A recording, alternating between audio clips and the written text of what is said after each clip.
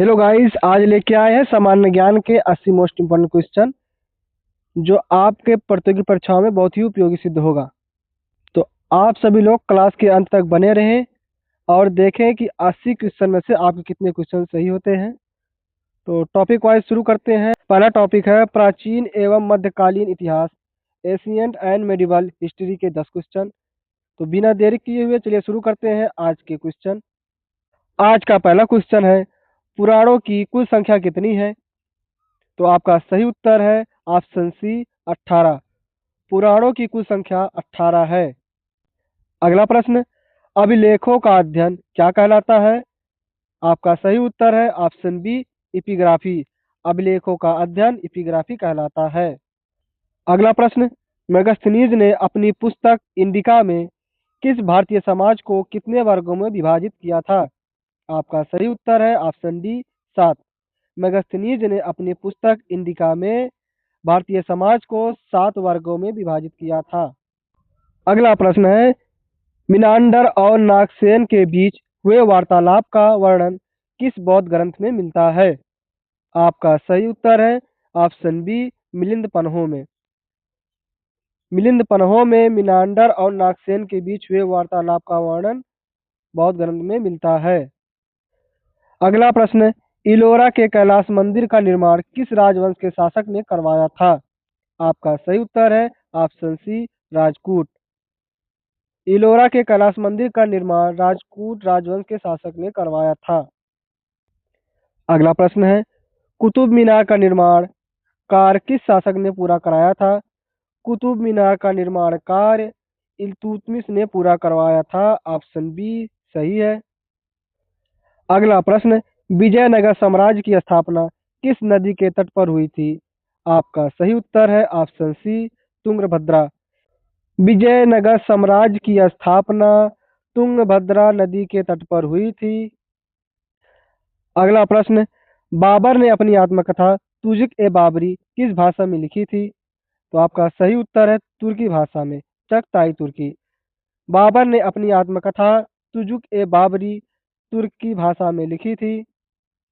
अगला प्रश्न, शिवाजी के प्रशासन में पेशवा का पद क्या कहलाता था? आपका सही उत्तर है ऑप्शन सी प्रधानमंत्री। शिवाजी के प्रशासन में पेशवा का पद प्रधानमंत्री कहलाता था। अगला प्रश्न, गुरु अर्जुन देव को किस मुगल शासक ने फांसी दी थी? आपका सही उत्तर है ऑप्शन बी जहांगीर। जहांगीर ने गुरु अर्जुन देव को फांसी दी थी। अब शुरू होते हैं आधुनिक इतिहास एवं राष्ट्रीय आंदोलन मॉडर्न हिस्ट्री के 10 क्वेश्चन। तो अगला क्वेश्चन है, एशियाटिक सोसाइटी ऑफ बंगाल की स्थापना किसने की थी? आपका सही उत्तर है option C Sir William Jones ने। सर विलियम जोन्स ने एशियाटिक सोसाइटी ऑफ बंगाल की स्थापना की थी। अगला प्रश्न, 1857 के विद्रोह के समय भारत का गवर्नर जनरल कौन था? तो आपका सही उत्तर है ऑप्शन बी लॉर्ड कैनिंग। 1857 के विद्रोह के समय भारत का गवर्नर जनरल लॉर्ड कैनिंग थे। अगला प्रश्न, भारत सेवक समाज के संस्थापक कौन थे? आपका सही उत्तर है ऑप्शन बी गोपाल कृष्ण गोखले। भारत सेवक समाज के संस्थापक गोपाल कृष्ण गोखले थे। अगला प्रश्न, गांधी जी ने किस घटना के बाद असहयोग आंदोलन वापस ले लिया था? गांधी जी ने असहयोग आंदोलन चौरी चौरा कांड के बाद वापस ले लिया था। ऑप्शन सी सही है। अगला प्रश्न, पूना पैक्ट किन दो नेताओं के बीच हुआ था?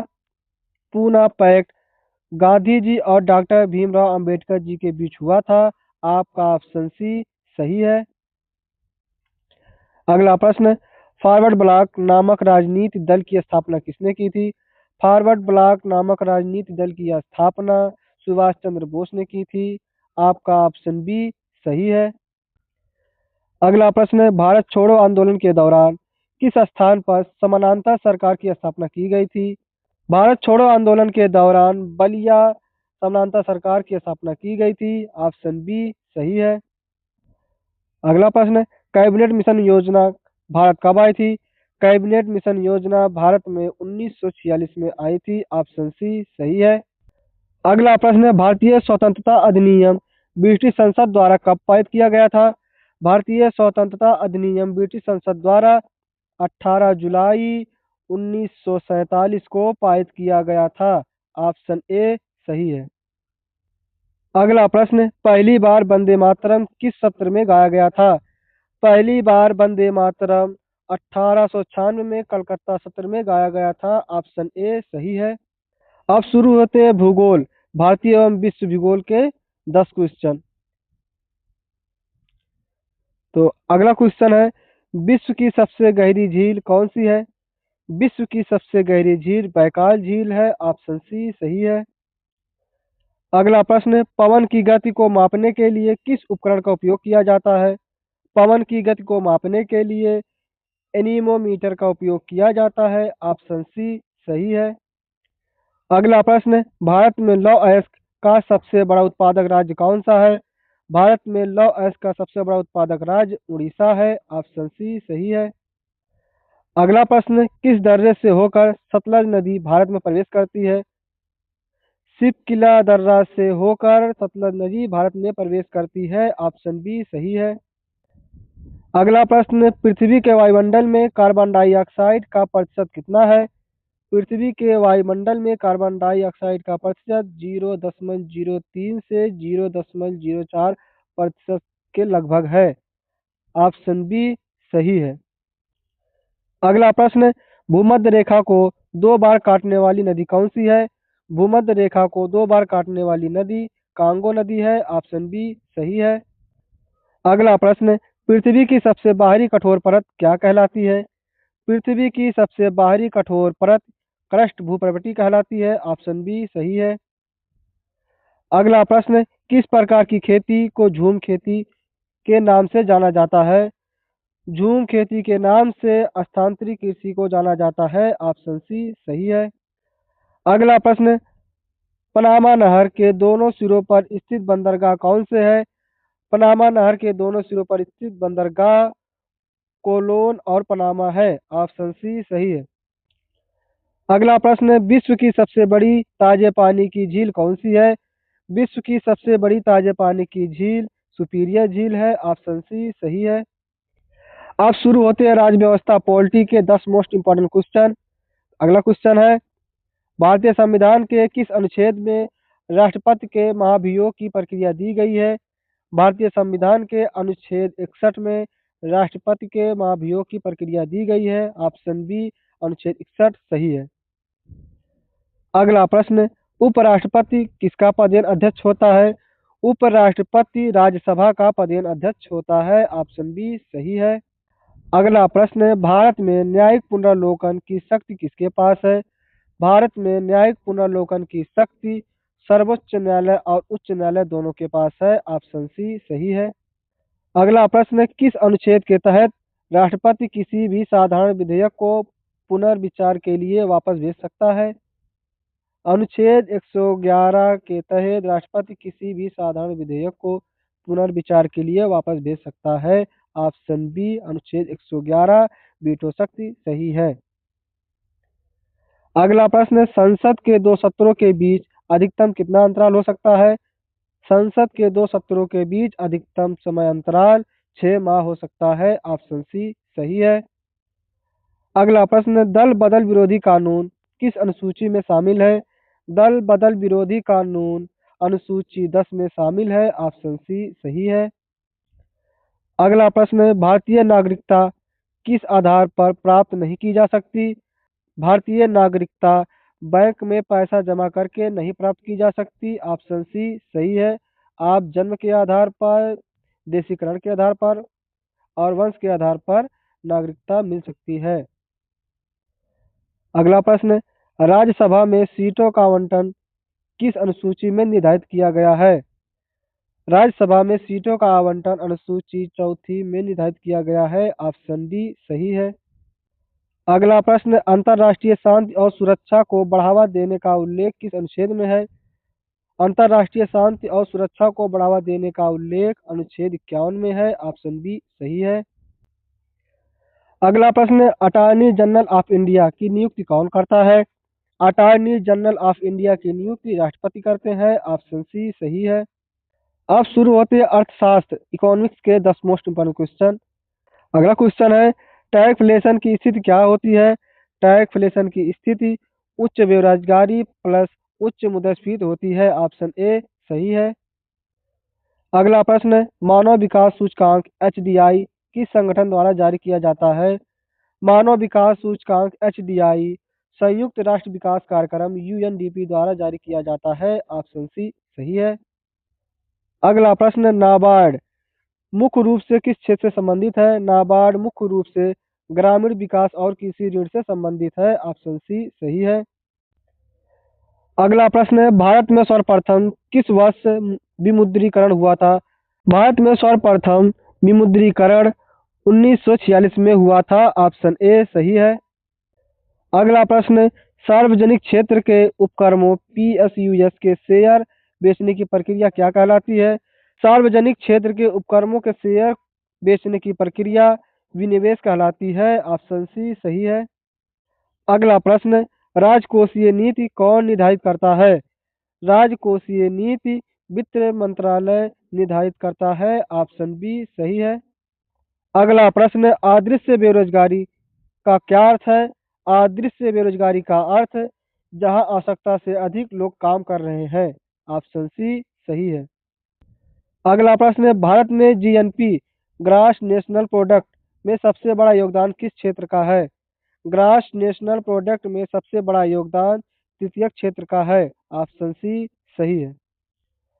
अगला प्रश्न, 1 रुपये के नोट को छोड़कर भारत में अन्य सभी करेंसी नोटों पर किसके हस्ताक्षर होते हैं?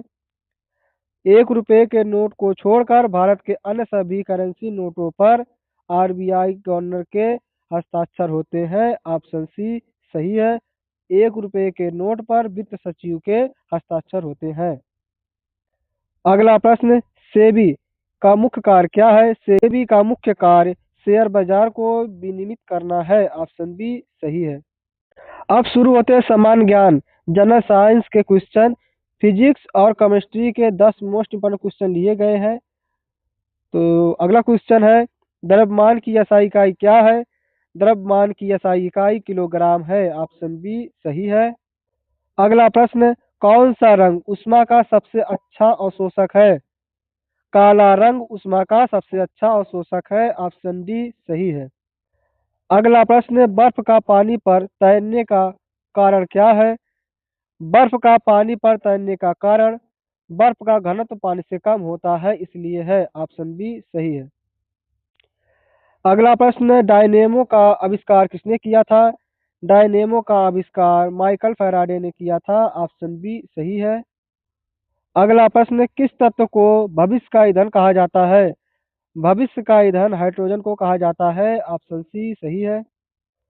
अगला प्रश्न, विरंजक चूर्ण का रासायनिक नाम क्या है? विरंजक चूर्ण का रासायनिक नाम कैल्शियम ऑक्सीक्लोराइड है। ऑप्शन बी सही है। अगला प्रश्न, टेलीविजन का आविष्कार किसने किया था?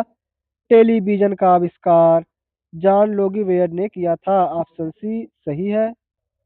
अगला प्रश्न, परमाणु के नाभिक में क्या क्या होता है? परमाणु के नाभिक में प्रोटॉन और न्यूट्रॉन होता है। ऑप्शन बी सही है। अगला प्रश्न, रेडियोधर्मिता की खोज किसने की थी?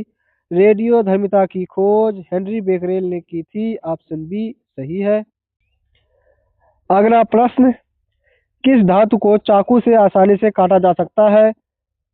सोडियम धातु को चाकू से आसानी से काटा जा सकता है। ऑप्शन सी सही है।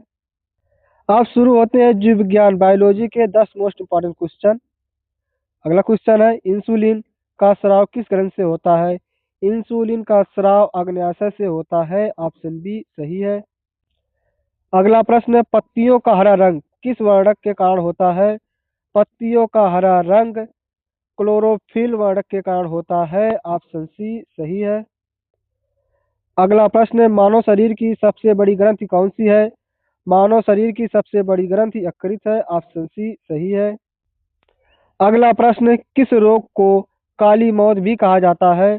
काली मौत प्लेग रोग को कहा जाता है। ऑप्शन बी सही है। अगला प्रश्न, मनुष्य के रक्त का पीएच मान कितना होता है? मनुष्य के रक्त का पीएच मान 7.4 होता है। ऑप्शन बी सही है।